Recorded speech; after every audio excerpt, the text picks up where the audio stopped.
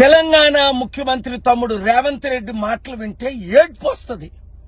మమ్మల్ని దొంగల్లా చూస్తున్నారు, మమ్మల్ని భిక్షగాల్లా చూస్తున్నారు, ఢిల్లీలో మాకు అపాయింట్మెంట్ లేవు, విదేశాల నుంచి డబ్బు తేలేము, శాలరీలు కట్టలేము, మమ్మల్ని మొక్కలు చేసుకొని తిన్నా.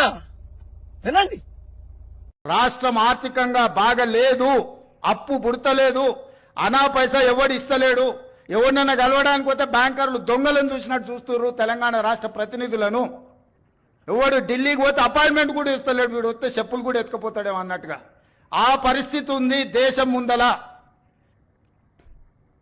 అప్పు పుడితే నేను కూడా ఏదో ఒకటి చేసి తెచ్చిచ్చేటను, అప్పు పుట్టట్లేదు, ఎవడు బజార్లో నమ్మడం లేదు. స్వీయ నియంత్రణనే దీనికి పరిష్కారము. ఉన్నంతలో గౌరవంగా సంసారాన్ని నడిపితే బజార్లో ఎవడైనా నమ్ముతాడు. వీధికెక్కి రచ్చ చేసుకుంటే కుటుంబం పరువు బజార్లో పడేసుకుంటే ఎట్లుంటుందో, ఉద్యోగ సంఘ నాయకులారా, రాష్ట్ర ప్రభుత్వం అనేది మన కుటుంబము. ఈ పరువును బజార్లో మీరు పడేస్తాము అని అంటే కుటుంబ పెద్దగా వద్దు అని నేను విజ్ఞప్తి చేస్తున్నా. విన్నారు కదా, నేను చెప్పాను.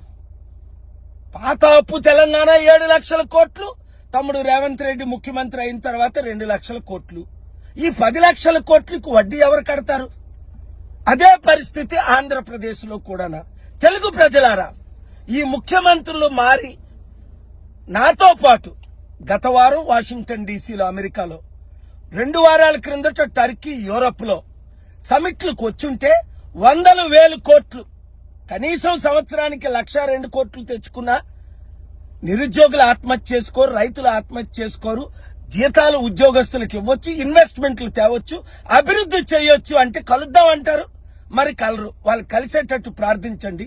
ఈ వీడియో వారికి చేరేటట్టు ప్రతి మీడియా బ్రాడ్కాస్ట్ చేయండి, షేర్ చేయండి.